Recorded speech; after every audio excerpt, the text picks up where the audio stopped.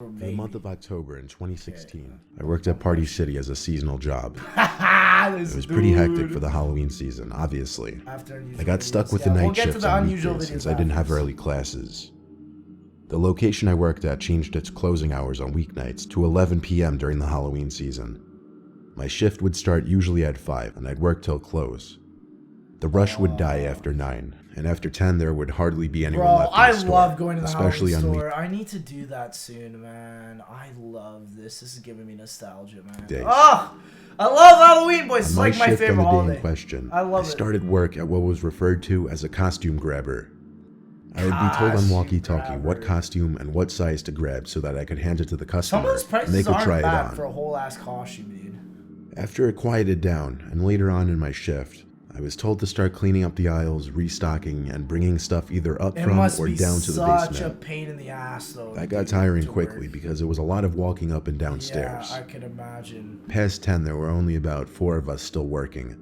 A girl named Maria working the cash register, Kyle cleaning aisles and stocking shelves, Ashley the supervisor for the night, and then me doing the back and forth basement work.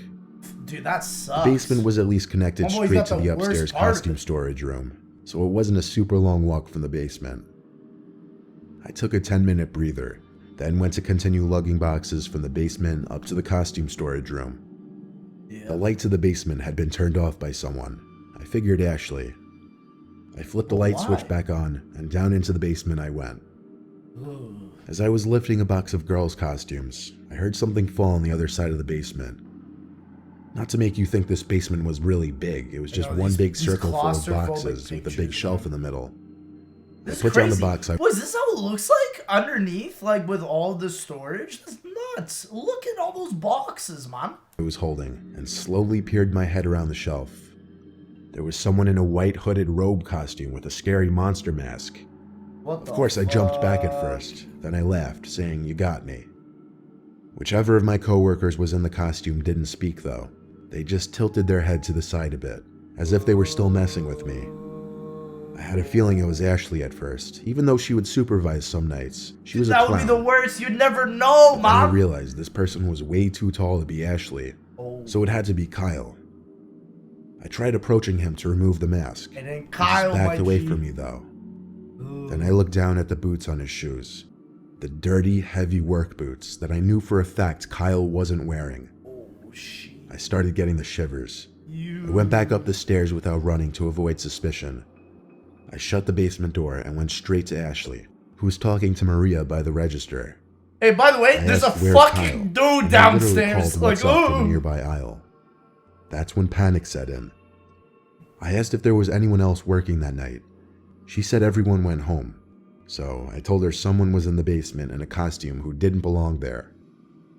Kyle and Ashley came with me to the basement so I could prove it to them. But like any cliche horror scenario, He whoever was left? down there was gone. There was a back exit in the upstairs costume room for unloading truck shipments.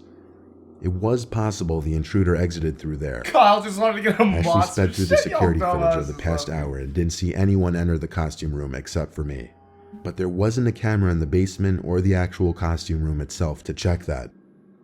Part of me felt like it was a prank, and that if I went back down there, I'd find the person in the costume again. He probably But hid. my job was my job, and I had to get back down there to continue Oh, for stocking the fuck's sake, costume he's room. gonna find him again, huh? When I got back down there, I once again picked up the box of girl costumes I originally was trying to bring up, Oh, got it for to the stairs, fuck's sake. and stopped because I thought I may have heard the noise of a small plastic bag being slightly crumpled. Of course, I didn't want to stay down there to find out alone. I wasn't getting paid enough. Yeah, get the fuck out, My shift bro. was almost over, so I lugged the heavy box up the stairs, dropped it in the costume room, and went back to the doorway of the basement to shut off the light. Before I did, I looked down the staircase, and at the bottom was that person in the white robe costume again, only this time minus the mask. Oh, fuck! I saw his face, Oh, his smiling face looking God. up at me. I slammed the door shut and ran out to Ashley and the rest, screaming for help. They came as fast as they could to the costume room, but the back exit door inside was wide open, as was the basement door. Oh my fucking This God, time, that for shit real, scared he was me. gone. Ooh. The one camera on the outside delivery area didn't even catch him. I don't really know if that intruder managed to steal anything other than the costume he was wearing. For all I know, it could have been just one big Halloween prank. Or he might have been in there looking to actually hurt someone. Ooh, Party City, man! For all What's I going knew, he was an on? armed robber, though, and I treated the situation as though my life were in danger. Oh, Jesus. Oh, my God. So I've never watched any of these videos. We're starting The top 5 mysterious unsolved boys. cases. This is spooky already. Jacky Sutton. Jacky In late Sutton. October 2015, seasoned British journalist Jacky Sutton arrived at a Turkish airport to catch her connecting flight to Iraq, where she'd been working with the free speech organization IWPR. Hours later, she was found dead in an airport restroom. What? Reportedly, Jacky Sutton had committed suicide, hanging herself using one of her own shoelaces. What? Now here's where things get even stranger. Earlier reports by the Turkish media stated that Jacky Sutton had become very upset after missing her flight to Iraq because she couldn't afford to purchase a new ticket. However, later reports revealed that Sutton could have easily paid for a new ticket. She was found carrying over 2,000 euros and 2 credit cards. Even more suspicious, another security camera clip taken shortly before Jacky Sutton's death shows her carrying what appears to be a shopping bag containing purchases made at the duty-free shop in the airport. It sounds like she got Critics have killed, argued that man. it seems highly unlikely that Jacky Sutton would suddenly decide to do a bit of shopping shortly before committing suicide. Yeah. So is Jacky Sutton's death a suicide or something more sinister? I think it's something. Let me know what you think in the Will comments for Prime. below. Yeah, dude. That's pretty creepy. What the heck? So it's just like Lars nothing Matank. that happened. Lars Matank was a young German man who went on a holiday trip with friends to Varna, Bulgaria. While there, Matank was involved in a fight with some other tourists and suffered a ruptured moly. eardrum. Because of the ear injury, Lars Matank was unable to fly, so he couldn't return to Germany with his friends. He rented a room in a That is the literal worst thing. Tell me this fool does not die. hostel in a poor area of Varna, Bulgaria, determined to wait until his ear had healed enough so that he could fly back to Germany. However, that same night, Lars Matank called his mother and said that there was something strange about the hostel that he was staying in, and that she should cancel all of his credit cards. Even later that same night, Lars Matank left his hostel room in a panic, headed for the airport. He called his mother again, this time saying that 4 strange men were following him and that he was hiding. 2 hours later, Lars Matank caught a cab and arrived at the Varna airport in the early morning hours. Dude, that is On airport terrifying. security cameras, Lars can be seen entering the airport with his luggage. Dude, where are the 4 guys gonna chase But him? minutes later, he is seen running from the airport in a panic, leaving his luggage behind. What? Eyewitnesses say that Lars Matank ran to a barbed wire fence that surrounds the airport, climbed over the fence, and then disappeared into some nearby woods. To this day, Lars Matank has never been found. What? His family asks that anyone with any info as to his current location contact them via their website or Facebook page. Dude, he must have been running from someone. That is horrifying, man. This fool was literally running from somebody about to kill him. That's crazy, man. Brian Schaeffer. Holy One of the strangest disappearances on record is that of Brian Schaeffer, an Ohio State medical student. He's probably dead. On March 31st, 2006, Brian Schaeffer decided to go out for a night on the town with some of his college friends. They met at the Ugly Tuna Saloona, an upstairs bar at Ohio State's South Campus. Brian can be seen arriving at the bar with his 2 friends. They're smiling and laughing as they exit the escalator to the 2nd floor bar. Around 10 p.m., Brian called his longtime girlfriend, with whom he had planned a spring break getaway to Miami a few days later. Brian told her that he loved her and would see her soon. Brian's girlfriend said that the call was nothing out of the ordinary. Later, Brian Schaeffer is seen again on security camera near the escalators, talking to 2 girls. What is that Seems guy? to say He's like, goodbye and then heads back into the bar. Yeah, there's police. Brian Schaeffer was never seen again. What? Security cameras covering the only exits of the Ugly Bro, how you get lost in a bar when 2 cops are just chilling? Y'all motherfuckers are whack. Tuna Saloona bar do not show Brian Schaeffer ever leaving. The only possible other exit would have been through an area of the bar that was under heavy construction at the time and closed off to the public. So what just happened? However, even if Schaeffer had left through the construction area, there are multiple other security cameras in the bar's vicinity. None of these cameras picked up footage of Brian Schaeffer ever leaving the bar. It's almost as if Brian Schaeffer disappeared into thin air in the middle of a crowded bar. Somebody must have captured him or something and maybe just concealed his identity. That's like the Alan Gill.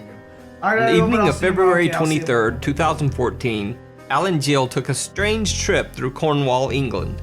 Captured by surveillance cameras, Gill spent his evening wandering the streets of several different cities for hours.